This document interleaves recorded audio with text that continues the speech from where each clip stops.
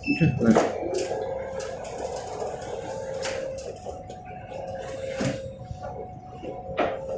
Tes cek sound. Assalamualaikum cek sound.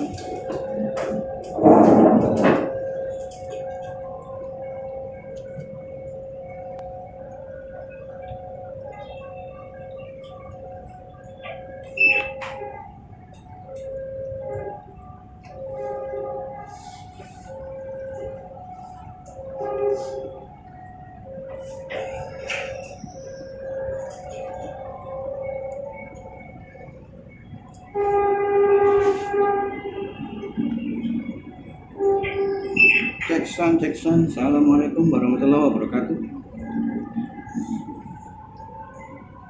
Ya, pada sore hari ini alhamdulillah kita bisa bertemu dengan Gus Arya yang kebetulan lagi di Surabaya.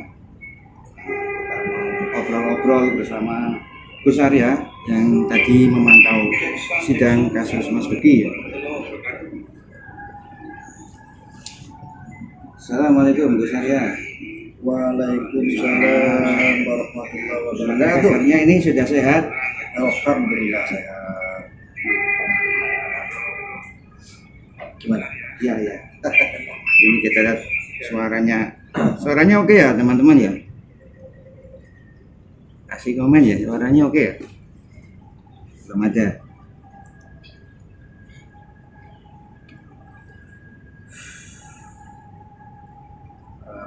Rame. Gus Arya kapan nih sampai Surabaya ini? Saya itu di Surabaya baru sampai tadi pagi, Bang. Tadi pagi.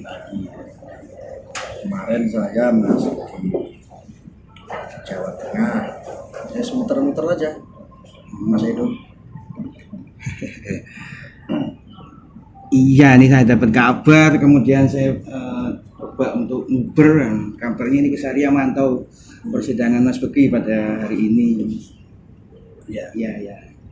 Tadi saya sempat terobos, cuman saya nggak sempat nggak sempat memvideokan atau mendokumentasi. Sempat saya menanyakan sesuatu sama Pak Gede Pasek tentang selesai sidang tadi itu. Ya. Saya hanya sekedar bertanya apakah yang di media kemarin itu pernyataan-pernyataan dari beberapa channel tentang sidang saudara Subeki atau Mas Beki ini sejauh mana gitu. Tapi ya memang ya faktanya seperti itu yang kemarin saya sering sampaikan itu. Ya. Setiap saya live streaming, jadi bahwa persidangan kali ini itu sangat menggelikan ya, menurut saya lucu aja. Kayak dagelan, Mas. Dagelan ya. Kayak dagelan. Tapi dagelannya itu disaksikan banyak orang dan ya gimana ya? Ya, jelas.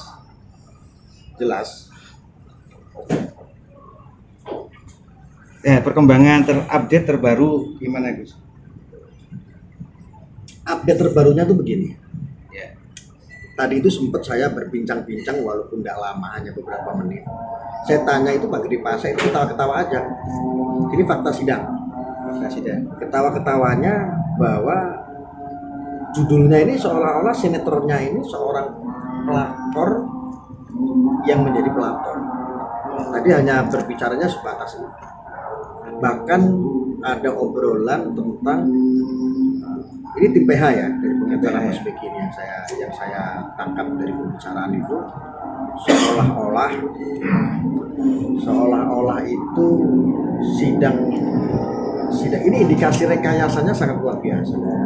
Masa iya seorang pelapor pemerkosaan, seorang korban pemerkosaan, tetapi fakta hukum yang terjadi adalah ketika pengacara itu menunjukkan bukti sesuatu dan itu diakui oleh pihak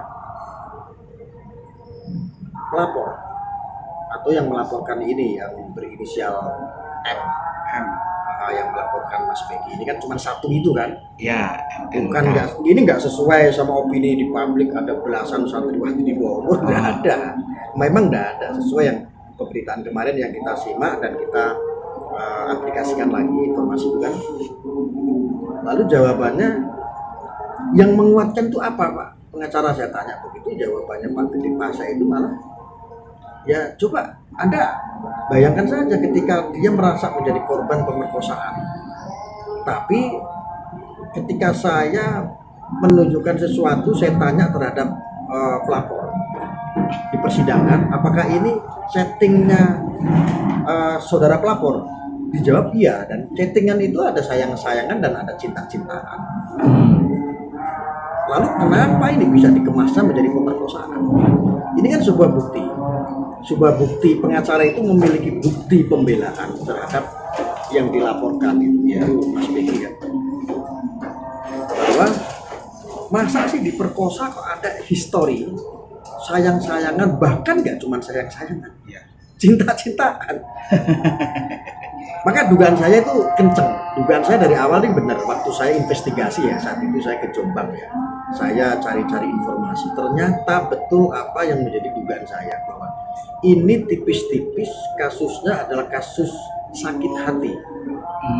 Seseorang mungkin yang dirasa sakit hati, atau bahasa kasarnya ini bisa jadi orang ini mau menjadi pelakor karena melihat sosok Subeki ini kan orang yang minimal bisa diidamkan lah oleh para wanita. Yang satu, dia seorang putra kiai besar. Yang kedua, Subeki ini adalah, atau Mas Beki ini adalah sebuah, ya beliau ini punya tahta gitu, pengusaha, punya pabrik, punya hotel. Indikasi untuk menguasai ataupun indikasi untuk ditumpangin kepentingan di luar sana, wallahu a'lam. Tapi hampir seperti itu. Kan keren gitu, ada cinta-cintaan. Ya. Iya Mas Edo, keren loh. Ada cinta-cintaan, ada sayang-sayangan. Nah saat ditanya pun, waktu kejadian itu ada beberapa peristiwa ditanya. Bahkan saat melepas kancingnya itu sendiri, dia sendiri yang melepas. Itu kesaksiannya seperti itu. Nah, jadi pengacaranya ketika cerita sambil ketawa-ketawa aja, seperti nggak ada beban. Apa yang mau dibela? Orang ini malah bukan memberatkan, malah meringankan. Ya. Meringankan yang dilaporkan itu.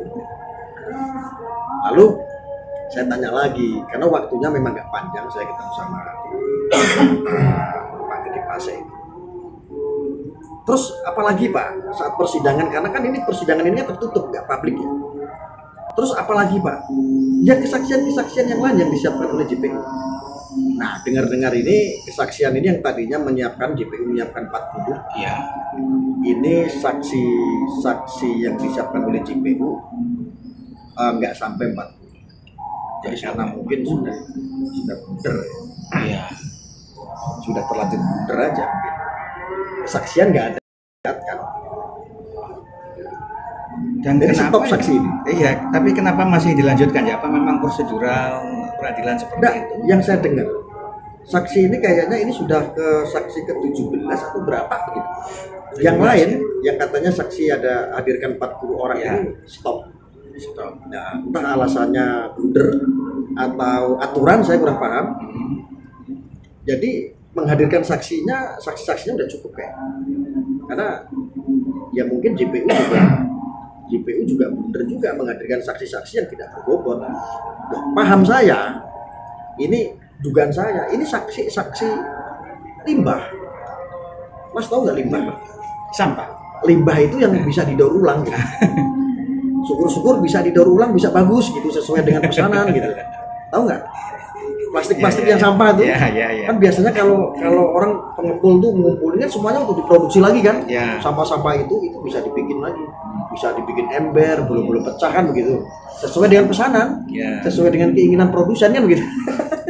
Jadi ini saya manai, saksinya adalah saksi limbah. Kalau buat saya sih saksi limbah. Tapi ya ini kan dugaan ya, wallahu alam. Jadi saya nonton begini, persidangan kali ini tuh lebih apa ya?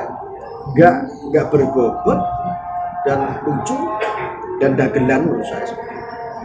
Ya. Tadi ada dua ini yang jadi pertanyaan kami nih ya. Yang pertama, adanya 3 versi korban. Apa? Ada 3 versi korban ya. Apa itu? Versi korban versi JPU. Ya. Dakwaan 1. Versi polisi. yang polisi yang 5 orang waktu itu kan Kapoldanya kan sempat menyampaikan itu. saya enggak pernah nyimak. Oh, enggak pernah nyimak. Ada Ya perbedaan. saya rasa kalau polisi sih sudah sesuai prosedur lah. Mungkin kan polisi juga bisa dibohongin oleh pelapor. Iya.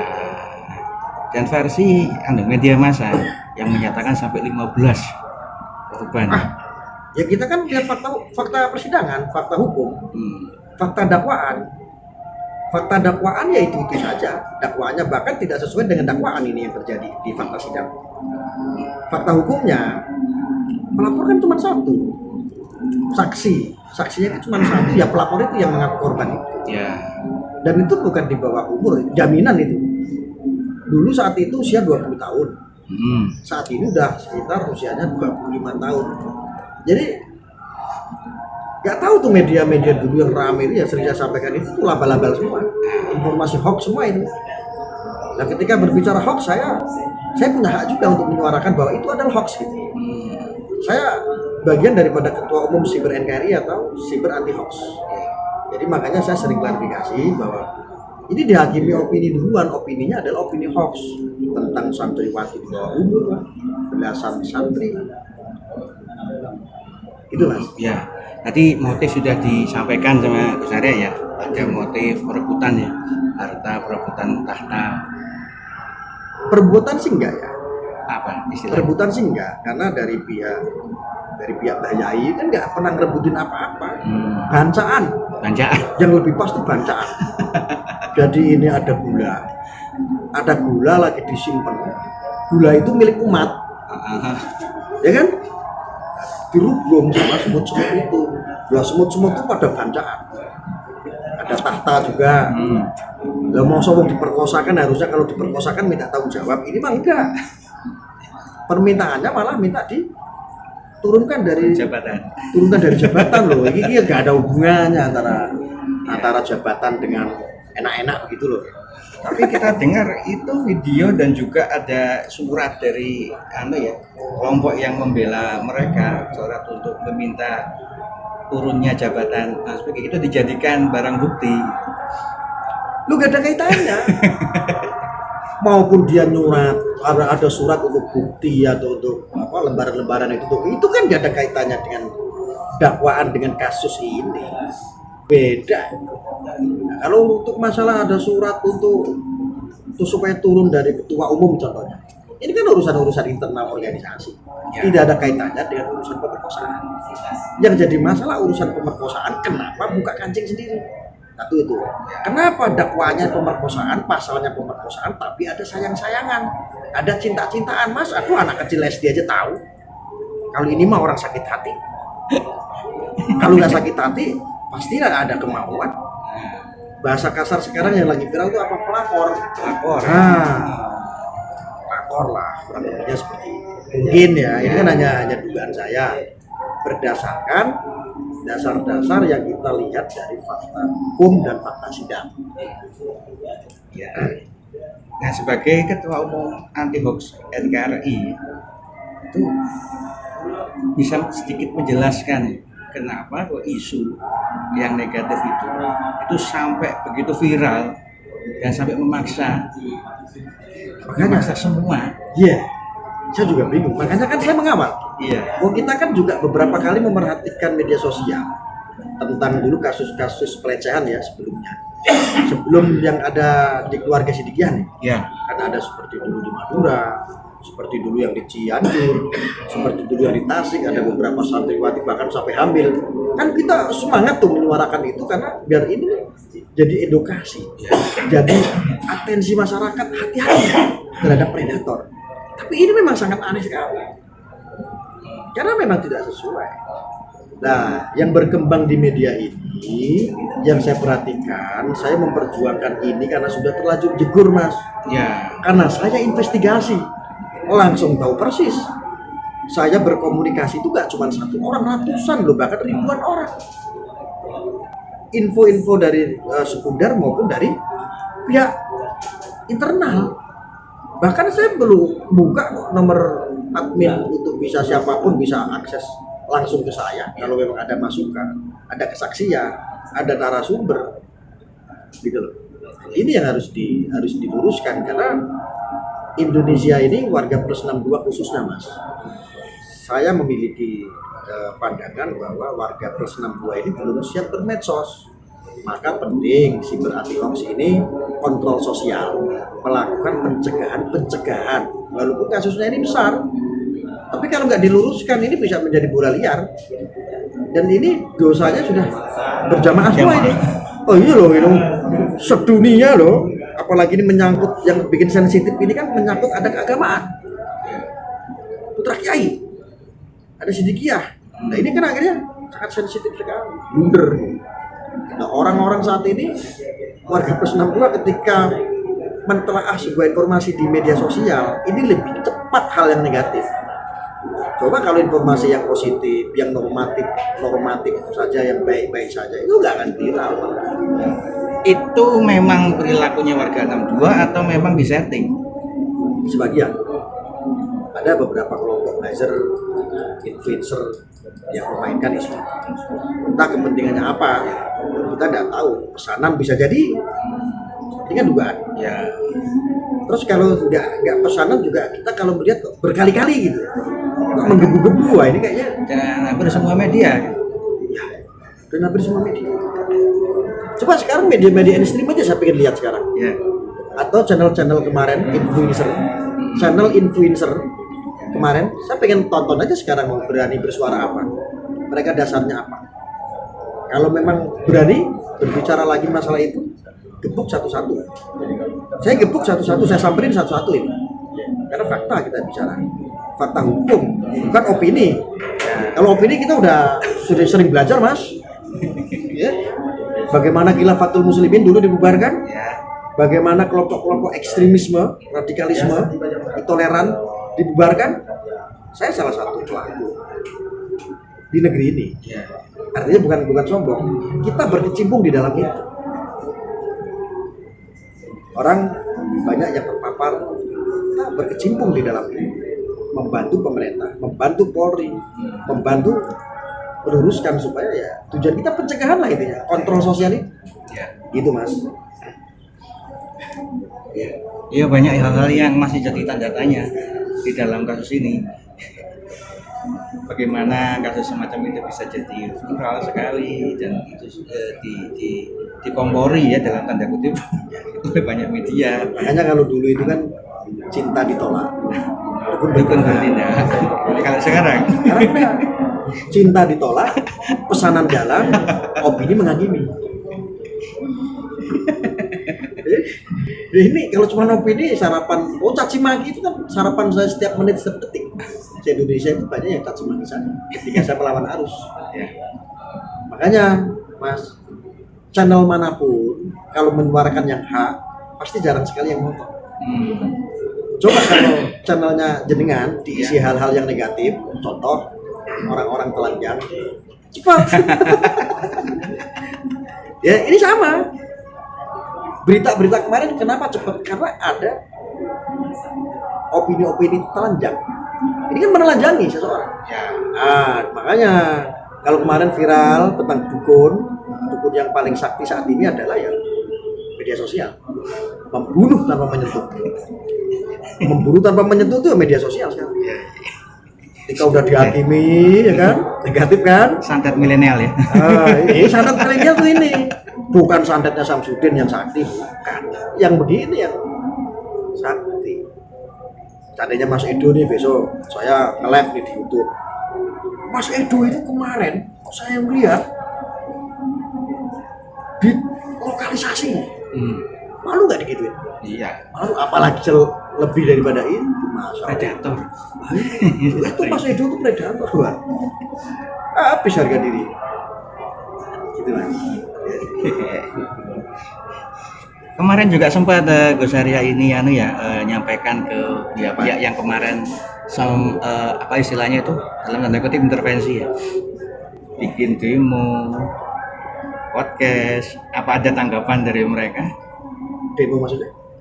Demo di depan PN yang sempat kemarin Gus Arya bahas juga. Oh, yang demo difasilitasi plat merah. Itu ya lucu. Wono demo kok plat merah. ikut-ikutan masuk, seperti seolah-olah ini ya secara linear lah, seolah-olah ini memang betul-betul ini dikedai oleh semua, termasuk institusi dan instansi menghendaki kasus ini supaya beleng gitu, seolah-olah itu sudah apa ya, sudah dibangun jauh-jauh sih. Sampai persidangan itu saya dengar tempat persidangan yang harusnya itu netral ya. Ini menarik kalau Gus Rai ngomong ini sudah dibangun jauh-jauh hari. Jadi kelihatan memang ada skenario. Kan kita investigasi kasus ini kan sudah lama. Iya, betul. Meledaknya baru kemarin gara-gara apa? Rame. Ya kalau nggak rame nggak mungkin sampai ke proses. Wong itu kan sudah berapa kali diajukan ke jaksa nggak laku. 6 kali atau 7 kali. Kasusnya Mas Begi bilang 6 kali, ada yang ngomong 7 kali. Kemarin barusan saya dengar dari pihak PH, kalau yang dari pengacara korban yang merangkap jadi saksi itu, ya dia mengatakan sudah 9 kali. Oh, sudah 9 kali? Katanya 9 kali. Katanya itu. Ini kasusnya ada apa? Berarti dipaksakan tuh. Contoh begini. Wah, aku tuh udah percaya sama Mas Edo. Mas Edo itu tak suruh hantam orang. Nih tak kasih duit. Mas Edo. Nih duit 100 juta. Itu hajar Mas Edo. Mas Edo gagal berkali-kali. Aku kan nguyak-nguyak terus. Gimana tanggung jawabnya Mas Edo? Udah tak kasih 100 juta loh. Pokoknya harus kena. Maksa saya, karena saya udah bayar. Duitnya udah habis. Kemarin buat di tempat lokalisasi, gratis, seneng-seneng. Kan ngomongnya begitu. Iya. Akhirnya mau tidak mau Mas Edo ya harus menjalankan sesuai dengan pesanan saya. Ini manusiawi, Pak. Ini apa mungkin seperti itu? Ini kan dugaan negatif saya. Iya. Ini dugaan. Makanya kalau masalah bicara kemanusiaan sih, ya terdakwa ini sangat kecil kalau memang betul melakukan. Tapi kalau tidak diperlakukan seperti ini, seperti sidang-sidang dagelan ini, yang sangat dirugikan adalah terdakwa. Sangat. Belum terdakwa. Kemarin ya sudah terlanjur viral, bagaimana? Siapa yang bertanggung jawab? Sidikiyah seperti ya Allah. Hancur-hancuran. Ya di pecicilan. Ya. Tapi ekstrim ya ngomongnya. Gak apa-apa ya, terlalu ekstrim. Ya apa-apa, nggak apa-apa. Loko Suto katanya. Nanti saya ditangkap polisi.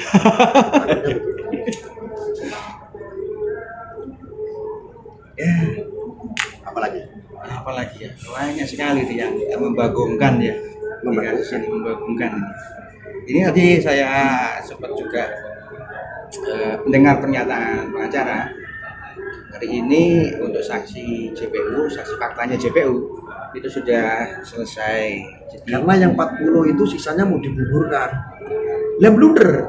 Umpamanya saya ya, 40 ini sama semua kan ya, buang-buang. Umpamanya ya, saya ini oknum JPU.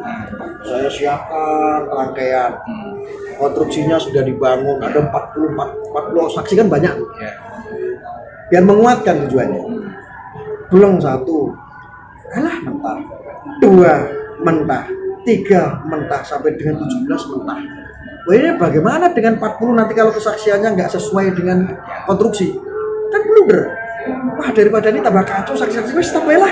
Udah nggak usah saksi itu, buang aja. Umpamanya loh ya. Ini negatif saya. Bukan. Saya yakin JPU nggak begitu lah. Nggak mungkin. Oh, JPU Indonesia itu suci-suci, nggak mungkin dia bohong. Gitu ya, nggak mungkin. Hukum di Indonesia ini kan sangat suci sekali. Kalau patungnya aja hukumnya kan picek begitu. Kali ini kok apa jadi? Nah, itu kan sebuah simbol. Besok untuk aku pena. Siap. Rokok SD. Vaping juga ada nih, rokoknya Gus Arya tadi ya. Oh iya, ini juga boleh. Ini RPE apa RPE? RPE. Banyak yang membawakan. Besok itu jadwalnya saksi ahli. Saksi ahli 3 orang. Dan setelah itu selesai. Tapi tadi pengacara bilang pengacara menghendaki dihadirkan kalau nggak salah itu 5 nama yang terdapat juga di dakwaan di BAP tapi belum hadir sebagai saksi.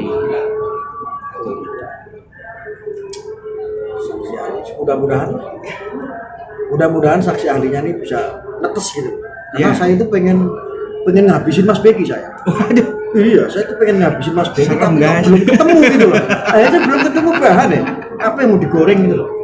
kalau yang digoreng kan banyak itu media mainstream itu semua sudah goreng-goreng. Lah, Mungkin sampai gosong. Hoax begitu. Aku khawatir kualat saya nggak mau lah. Mending saya lebih baik banyak diucat orang ketimbang saya ikut-ikutan orang.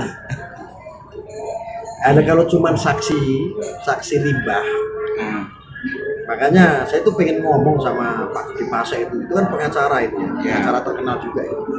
Saya pengen ngomong, Pak, saya boleh nggak ngasih saksi Pak bantuan buat Mas Beki gitu. Saya hadirkan Pak 1000 saksi, jangan 40. Yo, saya tuh pengen ngomong paling diketawain. Kalau nggak percaya, kalau cuma 1000 saksi saya bisa dapetin dalam waktu singkat sehari tanpa disetting. Saya bisa siap saksi 1000 orang. Kan keren. keren. Tapi saksinya melihat langsung atau Hah? Lihat langsung saya. Menyaksikan. Lihat langsung saya.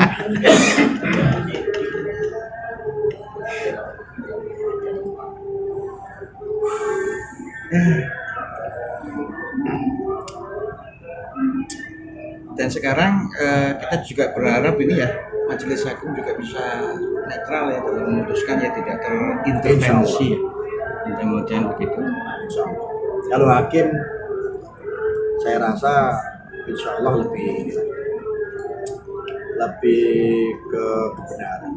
Saya yakin insya Allah. Apalagi yang dihakimi ini kan seorang putra kiai. Tentu nggak bisa digampangkan begitu saja kecuali mau kualat. Mudah-mudahan enggak. Hakim ini saya melihat, saya kenal kok sama beliau ini hakim ini. Insya Allah melihat fakta persidangan saja. Bijak kok. Amin, amin, amin. Harapan kita juga begitu. Ya, terima kasih banyak ini Gus Arya sudah mau maghrib waktunya, kami ucapkan banyak-banyak terima kasih. Kami minta kata-kata penutup ya untuk teman-teman pemirsa semua ini.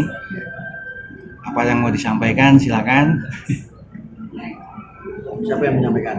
Nah, jenengan toh? Saya. Iya. Wis toh. Sing penting gue jangan lupa bahagia. Karena persidangan ini nggak ada beban sama sekali. Dagelan jadi lucu, jadi bahagia terus. Wis toh manut aku, penak-penak gitu aja. Oke, terima kasih Gus Arya. Oke. Saya langsung mau terbang soalnya. Mau terbang? Iya. Kemana lagi? Ke Singapura. Bu. Iya, karena ada saya mau ketemu sama ini ahlinya ahli. Kebetulan di Singapura rapatnya. Nah, gitu ya. Bukan mandul ya. Oh, ahlinya ahli. Ahlinya ahli. Betul, ya. Terima kasih. Iya, sama-sama. Assalamualaikum warahmatullahi wabarakatuh. Waalaikumsalam.